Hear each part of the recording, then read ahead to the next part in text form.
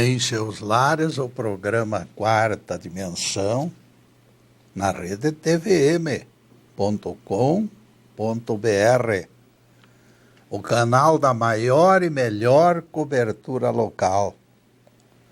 22 de abril de 2016, 17 horas. Galináceas botam ovos e publicam o fato ruidosamente. Papagaios imitam a voz dos tratadores para atrair a simpatia deles. Macacos repetem trejeitos para se exibir. Seres humanos ocupam palcos em busca de aplausos. Ninguém consegue viver sem água, sem alimento e sem o adocicado manjar da exaltação do ego. Por esta razão, não tem sido fácil apagar as luzes e dizer: eu fiz apenas a minha obrigação. Cuidando da imagem e do som, contamos a presença bem-vinda dos nossos amigos Stefan e João Luiz. Com eles na técnica, temos a certeza de trabalho bem feito. O tema de hoje será Escondendo a Mão que Socorre. Roy Gabi se desviou daquele automóvel com dificuldade, usando improvisada manobra. Motorista embriagado, em alta velocidade, se aproximou perigosamente da carroceria do caminhão, tentando evitar o choque. Roy terminou desequilibrando o possante caminhão de 14 rodas que saiu da pista e bateu de frente em enorme carvalho. O reboque engavetou e o motorista ficou preso nas ferragens. O xerife Dom Henry usou o carro socorro para mover a carcaça. Depois atrelaram outro veículo e ainda faltou força. Terceiro caminhão viu-se acoplado e nada. Os ferros retorcidos continuavam prendendo o motorista. O volante apertava a cintura de Roy e os pés se prendiam aos metais. O xerife declararia mais tarde que nunca assistira a algo tão frustrante. Para agravar a situação, apareceu foco de incêndio. Nesta altura, surgiu o rapaz negro, de físico avantajado, peito enorme. Se 3 veículos e tantos agentes de socorro nada conseguiram, ninguém perdeu tempo em atendê-lo. Reforços estavam a caminho, mas a desesperança imperava entre as pessoas. Poucos acreditavam que aquele homem se salvaria. De mãos atadas por absoluta impotência, todos esperavam.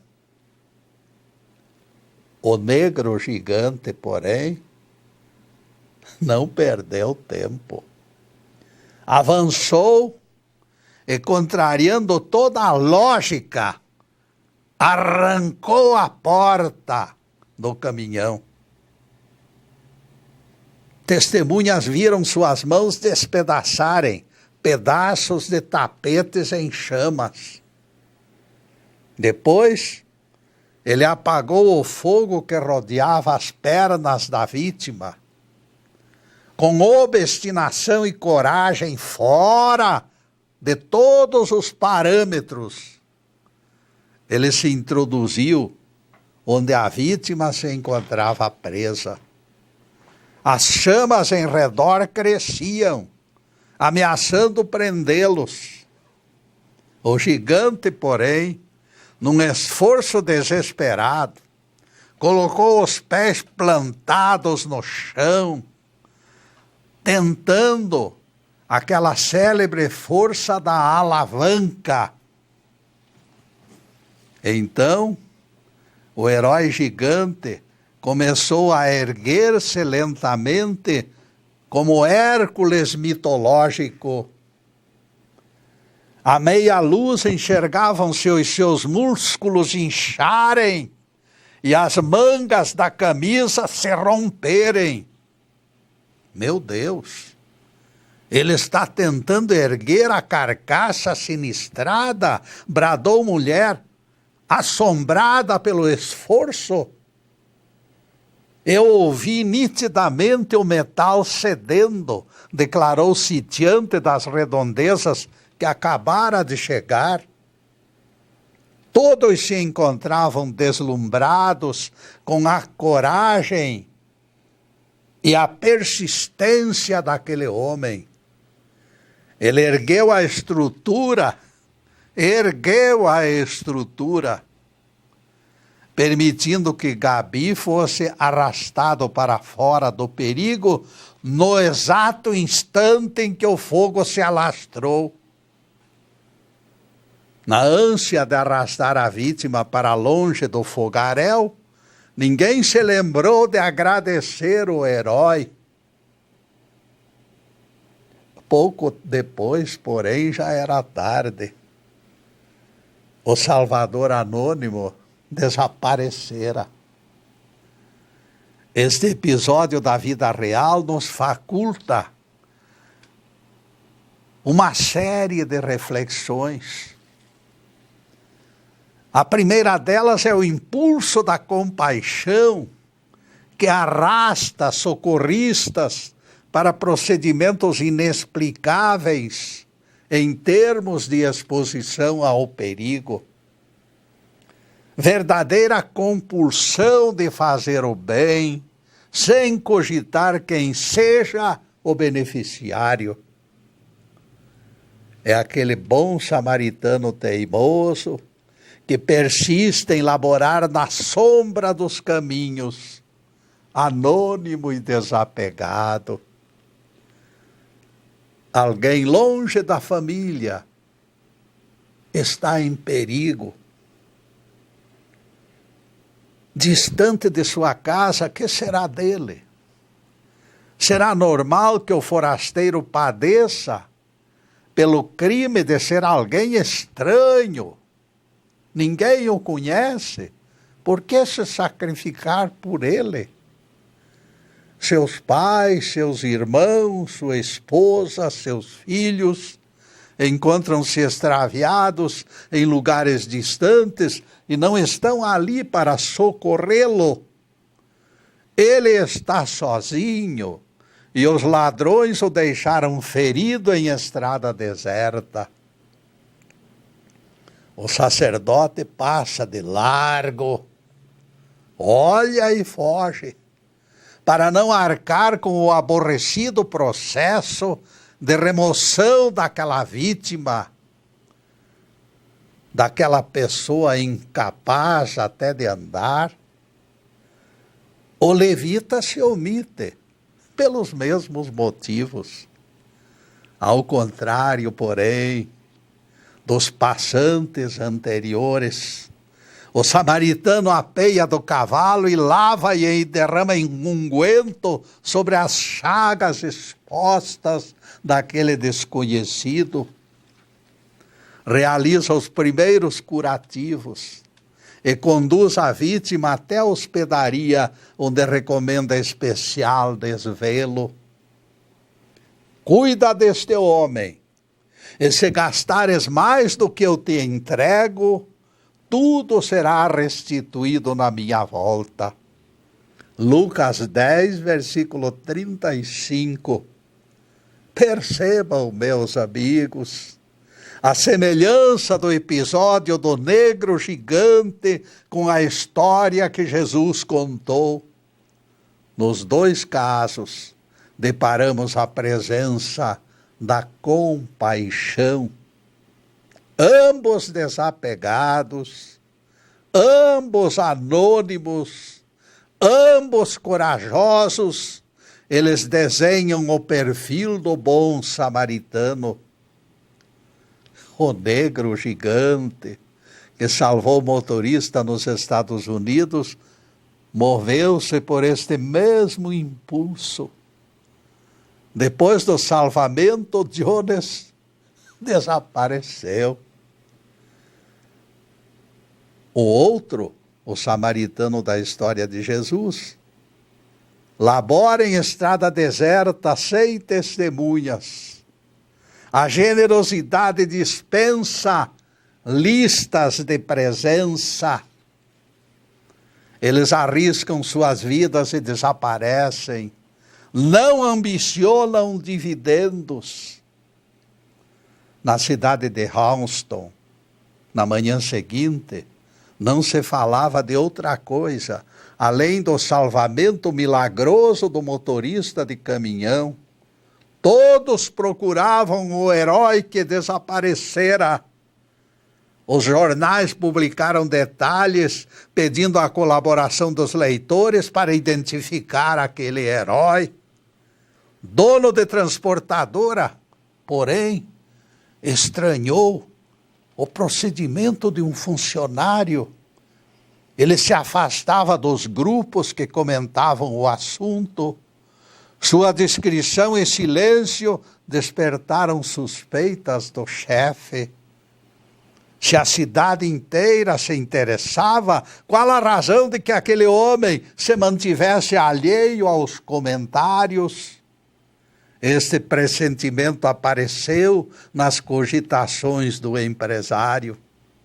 Afinal, ele possuía físico avantajado que se ajustava ao perfil do herói.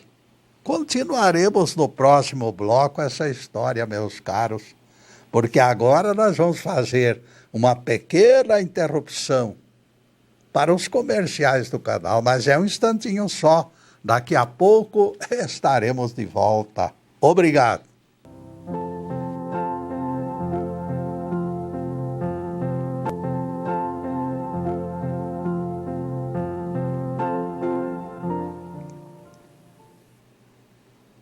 E já estamos no segundo bloco do programa Quarta Dimensão e convidamos vocês a acessar o nosso site.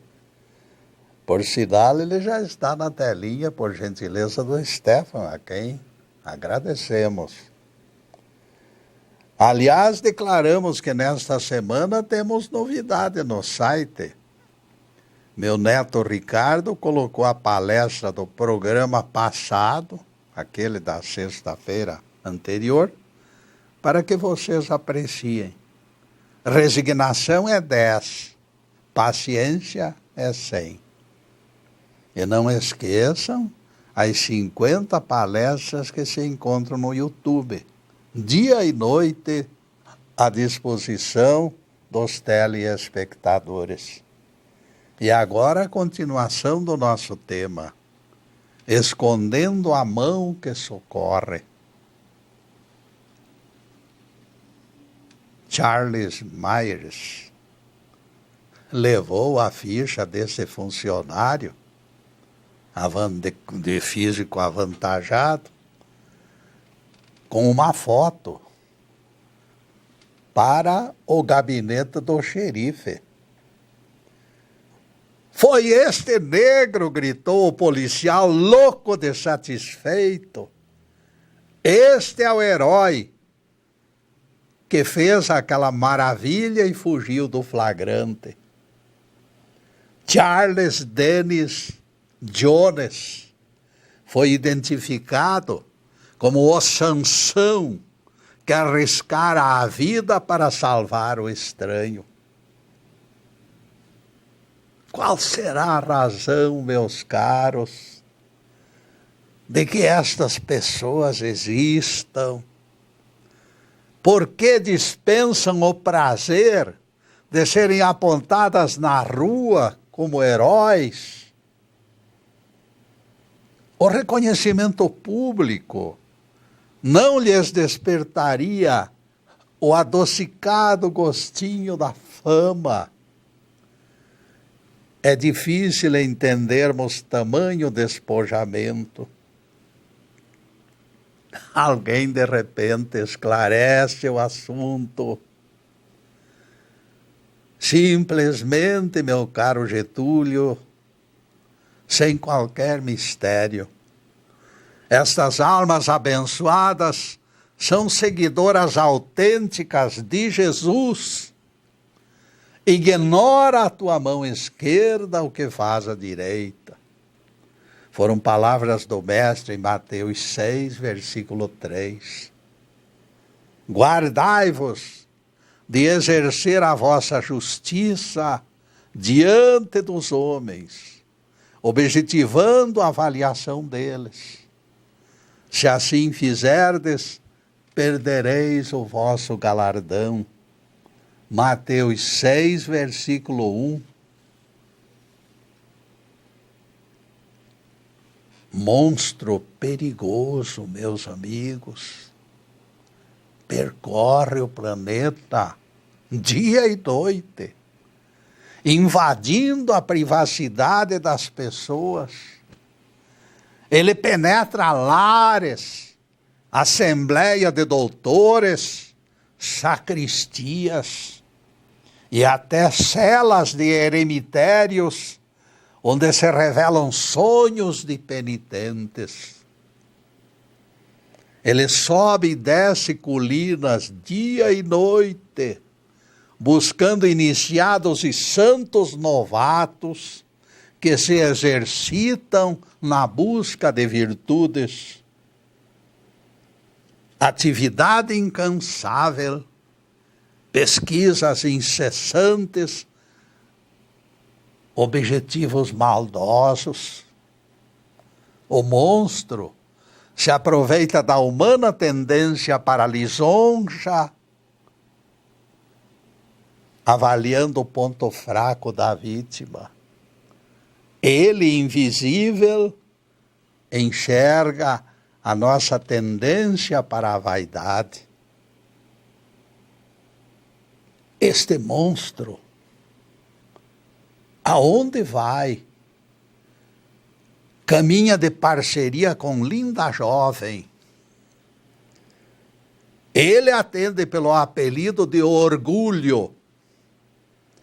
Ela se chama vaidade.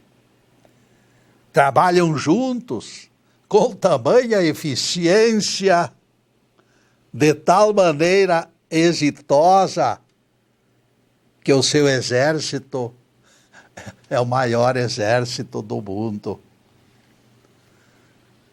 O cordão dos seus seguidores em fila resultaria em algumas voltas em torno do planeta Terra. Depois de cumprir tudo o que foi mandado, dizei: somos servos inúteis, fizemos apenas a nossa obrigação. Essas palavras são de Jesus e se encontram lá no Evangelho, em Lucas 17, versículo 10. Depois de cumprir tudo o que vos foi mandado, dizei: somos servos inúteis, fizemos apenas a nossa obrigação. O Nazareno foi radical para evitar o inchaço do ego, manifestações de virtuosidade, síndrome perigosa de heroísmo recalcado, ignora a tua mão esquerda o que faz a direita, ensinou Jesus. Vaidade entranhada faz mal à saúde, como diz o Ministério da Saúde, meus caros. Registro interesseiro contamina propósitos e desperdiça intenções. Reivindicar aplausos representa a queda livre no plano inclinado da desvalorização das melhores obras. Tu és muito bom. Tu és santo homem. Se tais louvores desejas ouvir, meus caros, o caminho ainda não está asfaltado. Lamas e pedras cobrem o caminho. Toma jeito, meu irmão. Não deixe que a lisonja conspurque tuas intenções. Mesmo quando o gesto heróico, aquilo que não for encarado com humildade, terminará prejudicial. Cuidado. Charles Dennis Jones procedeu corretamente. Ele fugiu da tentação de se tornar celebridade. Ele se impôs como discípulo fiel que preferiu o anonimato. O senhor Childress convocou os jornalistas e o gigante foi obrigado a quebrar o silêncio. Mas o gigante, para não ofender ninguém, se dispôs, mas se manteve discreto. Como ele conseguira arrancar aquela porta, dominar as chamas com as mãos sem luva e levantar a enorme estrutura, perguntaram os entrevistadores. Charles Jones, constrangido, encarou o grupo de jornalistas e respondeu: a gente não sabe do que é capaz enquanto não se defronta com outra pessoa sofrendo. Nesses casos, meus amigos, o humano frágil age fora dos padrões e fora da sua própria força. Jones tentou esclarecer que a solidariedade é um arrastão irresistível, que as forças de quem deseja servir são triplicadas. Carapaça invisível envolve o socorrista, explicou Jones, fornecendo energias que não se explicam. A gente não sabe do que é capaz. É o desabafo constrangido de Jones, incomodado pela intempestiva invasão da sua intimidade. Seu desejo seria fugir dali para lugar deserto, onde encontrasse tempo para agradecer a Deus de ter possibilitado que ele fizesse aquilo. Ele não desejava, porque não enxergava motivos para a publicidade. Charles Jones desabafou. A porta me impedia de alcançar o homem ferido. Eu simplesmente arranquei aquela porta incômoda. Ele tinha consciência de que seria incapaz de tal proeza em seu cotidiano. Suas forças aumentaram de forma estranha. Ele não entendia. Se tudo que fora realizado dependera de algo misterioso, por que os elogios? Qual a razão dos louvores? O herói gigante, a despeito de todos os seus esforços, não impediu que a história vazasse. Mas ele não gostou do assunto. A propósito, meus caros, desta trilogia, heroísmo, coragem e anonimato, eu já me envolvi em polêmicas. Sempre procurei ser suficientemente claro. Nem tudo que reluz é ouro. Quantas medalhas questionáveis já terão sido distribuídas em solenidades festivas? Só Deus sabe. O sujeito é surpreendido num beco sem saída e não pode fugir. Gestos intempestivos, movidos até mesmo pela covardia, de repente são interpretados como atos de bravura. Inúmeras medalhas de honra ao mérito qualificam o heroísmo daquela pessoa, e aquela pessoa é farsante. De minha parte, meus caros, eu sempre fui cauteloso. Eu acho que somente Deus tem condições de discernir o joio espalhado no trigal. Somente Deus tem capacidade de entender aquele que está realmente dizendo e praticando uma coisa boa, uma verdade pura. Só Deus tem essa capacidade, meus caros. E agora nós vamos fazer mais uma pequena interrupção em nosso programa para os comerciais do canal, mas é um instantinho só. Daqui a pouco estaremos de volta. Obrigado.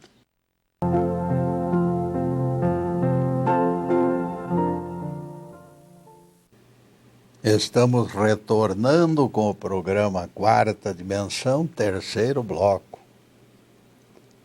Alguém, alhures, me perguntou: se eu ajudei alguém e a outra pessoa me interrogar, pedindo confirmação do fato, será lícito negar a ajuda prestada para se esconder? De forma alguma, eu respondi. Mentir jamais representará algo aceitável. Será melhor informar a verdade com todas as letras. O Papai dos Céus me emprestou, além da minha necessidade, e eu não fiz mais do que a obrigação em partilhar com aquela pessoa necessitada.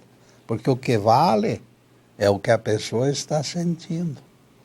Ela tinha o propósito de fazer aquilo de forma espontânea, discreta, mas alguém descobriu o que fazer. A ideia do empréstimo divino, meus caros, quebra a perplexidade do doador e do curioso, e tudo voltará ao normal. E depois desse pinguinho de doutrina, o nosso tema: escondendo a mão que socorre. Nós não temos a visão treinada para enxergar a astúcia de falsos mitos. Vocês não imaginam o número de proezas forjadas que se venderam e foram aceitas como verdadeiras, principalmente no campo da política. Aí é um verdadeiro desastre. E aqui explode a polêmica que me coloca na contramão dos catedráticos. A minha interpretação da Bíblia não aceita incoerências, embora isto me custe alguns problemas. Meus estudos sempre colocaram as palavras de Jesus como gabarito. E aqui nós topamos estranhos trechos de Apocalipse. A teologia coloca os mártires em categoria especial, impecáveis. Eu contesto tal interpretação quando analiso desabafos destes mártires contidos nas Escrituras, especialmente esses dois trechos de Apocalipse. Antes, escutem o que eu digo com atenção. Depois reflitam e formulem as suas opiniões. Quando o anjo abriu o 5º selo, diz Apocalipse, eu vi debaixo do altar as almas dos que tinham sido mortos por causa da palavra de Deus. Os mártires lá do tempo de Roma antiga. Eles clamavam dizendo: até quando, Senhor, adias o prazo de nos fazer justiça e de vingar o nosso sangue? Apocalipse 6, versículo 10. Não será possível, meus amigos, disfarçar a realidade. Estamos diante de autêntica insurreição angelical. Os anjos formando uma batalha contra Deus, conspirando contra Deus. E eu afirmo, sejam anjos, sejam mártires, sejam homens, sejam santos, considerados santos, porque santo ninguém é. Nós achamos que ninguém tem o direito de se insurgir contra as decisões do alto. Apesar do risco de escandalizar algumas pessoas, nós apontamos os clamores destes mártires de Apocalipse como insubordinação. Essa atitude deles reforça a nossa doutrina evolutiva. Nós aprendemos que o gênero de morte nada tem a ver com a maior ou menor sabedoria dos espíritos. E sabemos também que sem sabedoria ninguém conseguirá progredir. O progresso espiritual é lento e, portanto, não pode ocorrer nos rápidos minutos em que alguém é martirizado. Inoculam um veneno lá na cadeira elétrica e um choque elétrico e o sujeito desaparece ali, o seu espírito tem que se afastar porque o corpo morre e de repente o sujeito fica santo. Eu não concordo com isso. Aqueles mártires não tiveram tempo de completar aprendizado.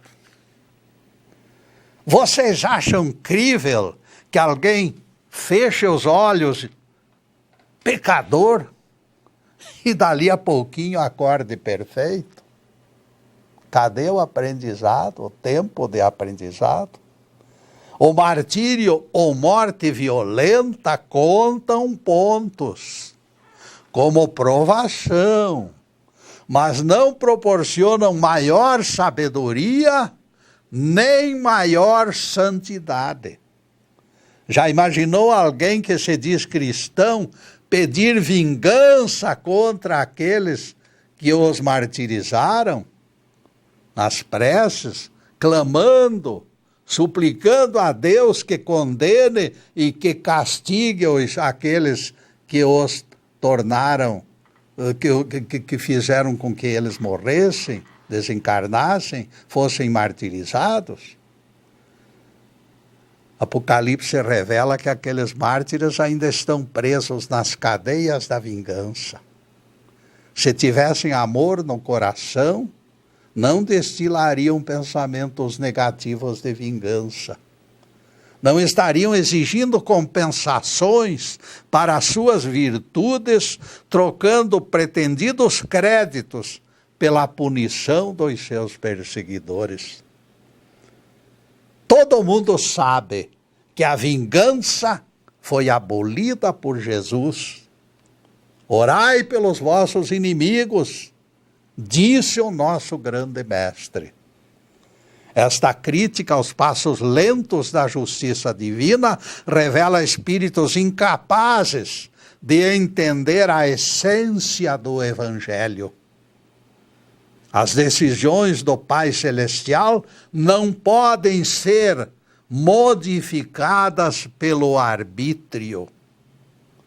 Seres ainda imperfeitos, mesmo que tenham sido mártires, não possuem autonomia para censurar a lentidão da punição de outros. Isto é tarefa atribuída ao nosso Pai Celestial.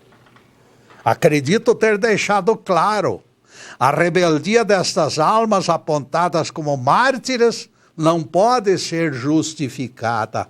Faltou-lhes escolaridade. O pior é que deparamos teólogos contrariando o verdadeiro sentido do texto, estribados na velha tese de que a Bíblia é infalível. Esta infalibilidade é algema que não lhes permite raciocinar com clareza. Para eles, os mártires são irrepreensíveis. Algemados, eles não possuem suficiente autonomia para divergir de seus superiores hierárquicos.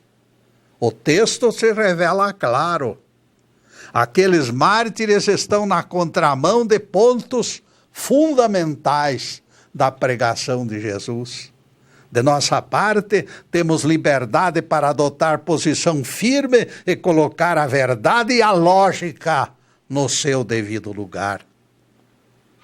Analisando este texto, Santo Agostinho escreveu: a justa e misericordiosa vingança dos mártires é o apelo para que seja destruído o reino do pecado, que fora tão rigoroso com eles.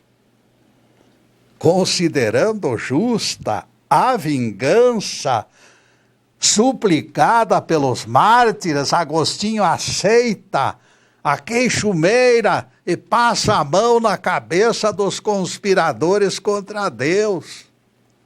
E o teólogo Agostinho sugere a destruição daqueles que nas suas palavras foram tão rigorosos com eles. Isto é o quê?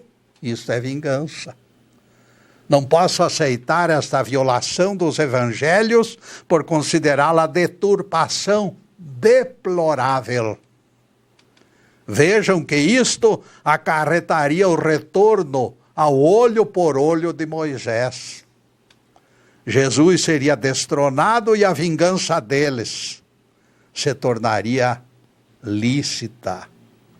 Infelizmente, meus caros, é difícil arrancar a semente do rancor dos seres humanos, que somente a evolução e o longo aprendizado irão eliminar um dia. Veja que o rancor chega acompanhado de cantilena, que fala de ingratidão e de injustiça contra figurinhas humanas. Não há tatu que aguente, meus caros. Enquanto a direita registrar tudo o que a esquerda faz e vice-versa, nos faltará estrutura emocional para reconhecer que todo o mérito de todas as ações humanas, tudo pertence a Deus. O próprio Jesus transferiu a autoria de suas obras boas para o Pai, dizendo: o Filho nada pode fazer de si mesmo. João 5, versículo 19. A sede de aparecer e ser lembrado elimina a lição primordial de que somos apenas instrumentos nas mãos do Todo-Poderoso. É a razão que evidenciamos a figura de Charles Dennis Jones, que arriscou a vida e desapareceu do palco para não ser identificado. E neste ponto, meus caros, faremos outra interrupção em nosso programa para os comerciais do canal. Mas é um instantinho só. Daqui a pouco estaremos de volta. Obrigado.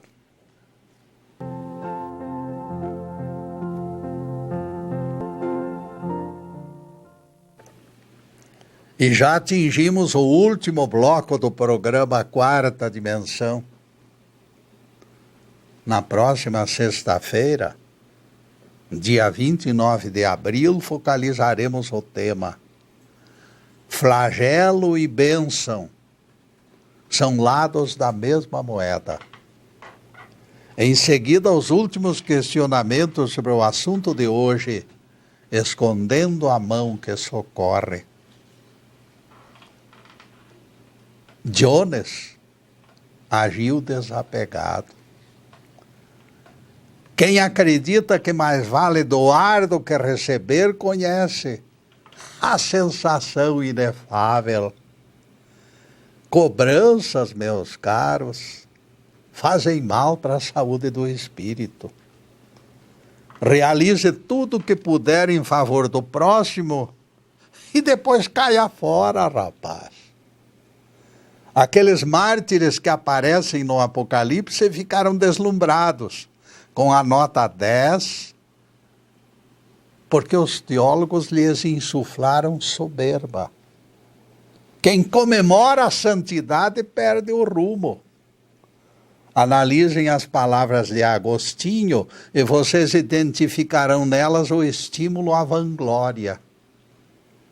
Dizer que vingança daquelas almas é justa e misericordiosa, pelo amor de Deus, representa a demolição da estrutura do amor e do perdão.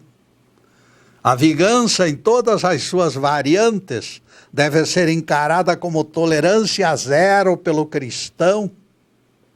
Nem mesmo boa intenção de homenagear os mártires justifica. Vingança justa não existe no dicionário do cristianismo. Neste particular, Santo Agostinho exagerou na dose. Aqueles mártires mancharam suas memórias, mostrando desconhecimento dos ensinamentos básicos de Jesus. Quando calamos vozes interiores de exaltação pessoal, sólida couraça nos imuniza contra os efeitos deletérios da presunção. Ao contrário, quando tudo nos desgosta e melindra, encaramos o lado antipático da nossa personalidade. Se os espíritos daqueles mártires compreendessem tais verdades, eles teriam permanecido calados. A palavra é prata, o silêncio é ouro. Fugir da soberba pelo excelente caminho do silêncio piedoso é algo excelente. Deus e o seu Cristo aprovam e assinam embaixo. De minha parte, jamais concordarei que almas imperfeitas modifiquem os ensinamentos do Evangelho. Ninguém me forçará a aceitar doutrina incoerente, argumentando que se encontra na Bíblia. O livro Os Miseráveis, de Victor Hugo, em suas últimas páginas, descreve a figura envelhecida de Jean Valjean. Jean Valjean escondia suas ações beneméritas com tanto cuidado que sua descrição quase virou pesadelo no fim da vida. Suas reticências despertaram desconfiança do seu próprio genro. A amizade entre os dois, de repente, arrefeceu. Mário suspeitou que o pai de sua esposa Cosette tivesse enriquecido de maneira criminosa. A desconfiança criou cautela e medo de que fosse acusado futuramente como cúmplice das tropelias do sogro. Por isso, Mário não procurou mais o pai de Cosette. O pobre velho doente ficou sozinho, isolado, pois a própria filha foi proibida de visitar o pai. Aproveitando-se da situação, um chantagista chamado Thénardier deduziu que chegara o momento de arrancar dinheiro de Mário. Ele afirmou ter prova de que Jean Valjean era assassino. Thénardier revelou que Jean Valjean assassinara e carregara um cadáver nas costas, fugindo da polícia através das galerias do esgoto de Paris. Planejando futura chantagem, Thénardier anotara até a data em que seguira o criminoso em sua passagem pelo esgoto. Quando o chantagista revelou aquela data misteriosa, Mário tremeu no corpo e na alma, percebendo incrível coincidência. Naquela mesma data, desconhecido carregara Mário, ferido e inconsciente, até a porta da sua casa. Ele tombara desmaiado em batalha no centro de Paris e nunca alguém lhe revelara o fato de tê-lo salvo. Aquilo permanecera como mistério. Quem trouxera Mário até a casa do seu avô? Ninguém sabia. Ninguém nunca soube. Como alguém o transportara e por que continuava aquela pergunta sem resposta? Thénardier avaliou a aflição de Mário como indicativo de que a chantagem o estava incomodando. A chantagem dera certo. Dali a pouco ele entraria no dinheiro do moço e partiu para a segunda fase do plano. Arrancou do bolso um pedaço de tecido de forma quadrada, entregou nas mãos de Mário e lhe disse: esta é a prova definitiva do crime. Eu recortei este pedaço de fazenda do casaco do homem que Jean Valjean assassinou.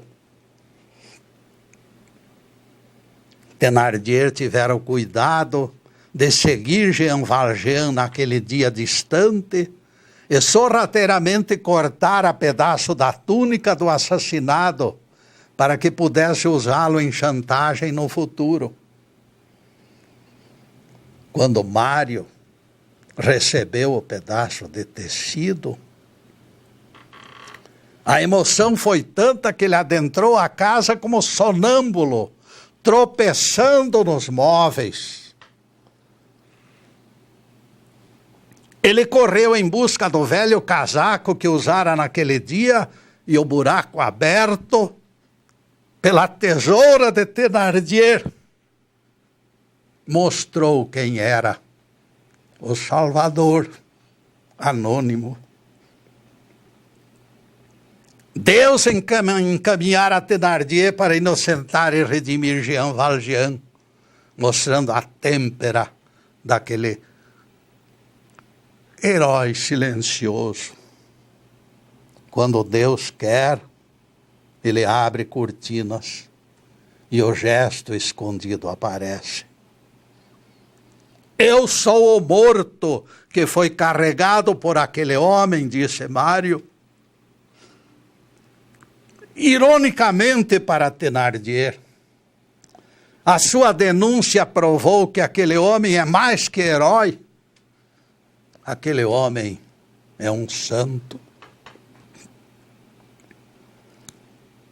Ele arriscou a vida para me salvar da morte e nunca me disse uma simples palavra.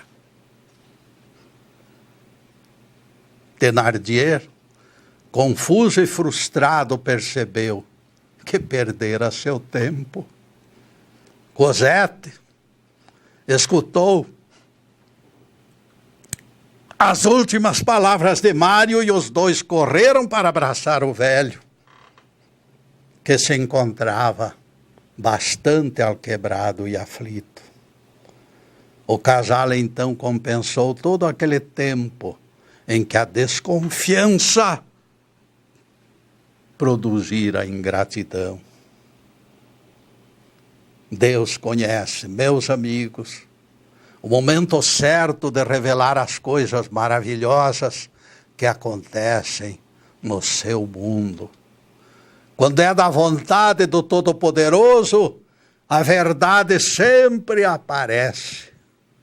Ele usa até mesmo o bandido desclassificado como instrumento para a reposição da verdade. Louvado seja Deus. Que o Senhor nos abençoe e nos guarde. Que o Senhor faça resplandecer o seu rosto sobre nós e tenha misericórdia de nós. Que o Senhor sobre nós levante o seu rosto e nos dê a paz. Louvado seja o nosso querido Deus Pai. Louvado seja o santo nome de Jesus, o nosso Cristo. Obrigado, Deus. Na próxima semana, meus caros, como já disse, a palestra será Flagelo e Bênção são lados da mesma moeda. Estaremos aqui sexta-feira que vem. E só nos resta agradecer a todos, de todo o coração. Muito obrigado, meus amigos. E que as bênçãos divinas se derramem por todas as famílias, por todas as pessoas, por todas aquelas maravilhosas figurinhas que se encontram em sintonia conosco. Muito obrigado, meus amigos, e boa noite.